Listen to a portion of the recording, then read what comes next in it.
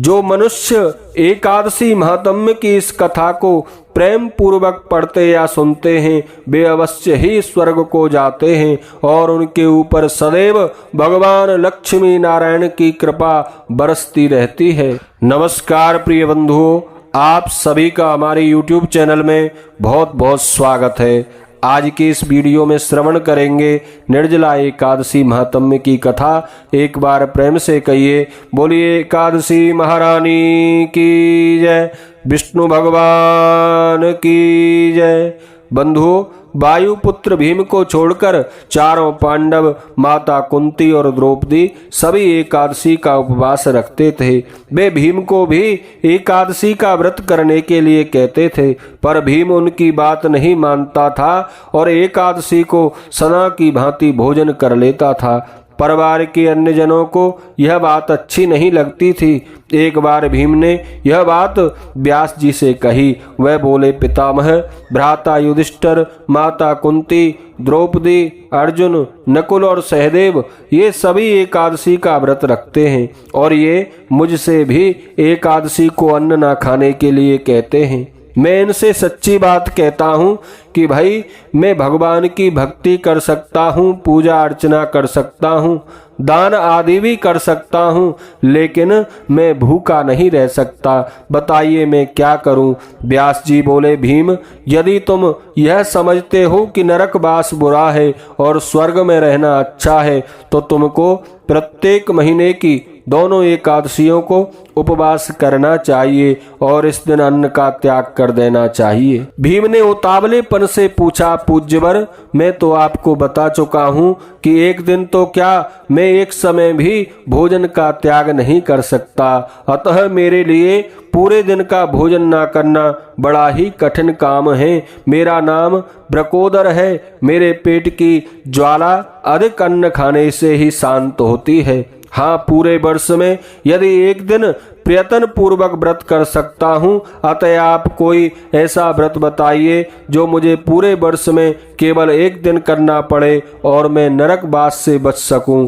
व्यास जी भीम की बात सुनकर कुछ सोचने लगे, फिर बोले, वायुनंदन, वृष या मिथुन की संक्रांति में ज्येष्ठ मास के शुक्ल पक्ष की एकादशी पड़ती है। उसका नाम निर्जला एकादशी है। इसका निर्जल व्रत करना होता है। इस व्रत में आचमन के लिए जल ले सकते हैं और आचमन का जल भी आधा तोले से अधिक ना हो, क्योंकि आचमन करने से हमारे शरीर की शुद्धि हो जाती है।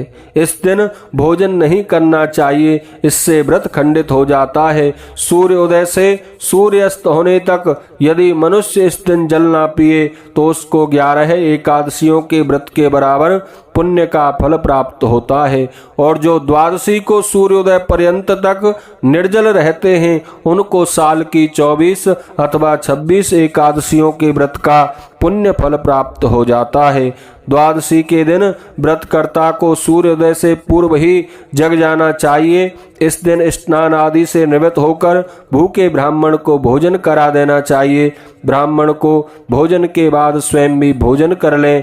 व्यास जी ने अपने कथन की पुष्टि के लिए कहा, हे वत्स भीमसेन, मुझसे स्वयं भगवान ने कहा था कि निर्जला एकादशी के व्रत का पुण्य सभी तीर्थों के कर लेने और बहुत सा दान देने के बराबर होता है।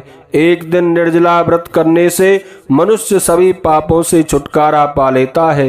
निर्जला एकादशी का व्रत करने वाले प्राणियों को अपने प्राणांत के समय भयानक यमदूत नहीं दिखाई देते। भगवान के पार्षद स्वर्ग से आते हैं और उन्हें देव विमान में बिठाकर स्वर्ग को ले जाते हैं। निर्जला एकादशी का व्रत संसार में सबसे श्रेष्ठ व्रत है, अतः विधि पूर्वक यह व्रत करना चाहिए। निर्जला एकादशी के व्रत में 12 अक्षर मंत्र ओम नमो भगवते वासुदेवाय का जाप करें और गोदान करें तो बहुत ही उत्तम है। निर्जला व्रत करने से पहले भगवान की पूजा करके उनसे विनय करनी चाहिए। भगवान, आज मैं निर्जला एकादशी का व्रत कर रहा हूँ, अतः आज मैं भोजन नहीं करूँगा, अगले दिन ही भोजन करूँगा। इस व्रत को मैं श्रद्धा के साथ करूँगा, अतः आपसे प्रार्थना है कि मेरे सब पापों को नष्ट कर दें। इस दिन स्वर्ण दान का भी बड़ा महात्म्य है। इस दिन तप, यज्ञ, पूजा, जप आदि का अनंत गुना फल प्राप्त होता है। इसका वर्णन नहीं किया जा सकता। इस व्रत को करने वाला मनुष्य सदा के लिए वैकुंठ लोक में अपना स्थान सुरक्षित कर लेता है। जो मनुष्य एकादशी को अन्न का सेवन करते हैं वे चांडाल के समान हैं और वे अंत में नरकगामी होते हैं। इस व्रत में इतनी शक्ति है कि इसे करने पर ब्रह्म हत्या करने वाले, शराब पीने वाले, चोरी करने वाले, गुरु से बैर रखने वाले, झूठ बोलने वाले, ये सभी पापों से छूटकर स्वर्ग को चले जाते हैं। व्यास जी ने आगे कहा, हे कुंती नंदन, जो पुरुष या स्त्री श्रद्धा के साथ इस व्रत को करते हैं उनके कुछ कर्तव्य हैं। वे इस प्रकार हैं। सबसे पहले भगवान की पूजा करें, इसके बाद गोदान करें, ब्राह्मण को मिष्ठान और दक्षिणा दें, अन्न, वस्त्र, छाता, जूता आदि का दान करें। जो मनुष्य इस एकादशी महात्म्य की कथा को प्रेम पूर्वक पढ़ते या सुनते हैं वे अवश्य ही स्वर्ग को जाते हैं। बोलिए एकादशी महारानी की जय, विष्णु भगवान की जय।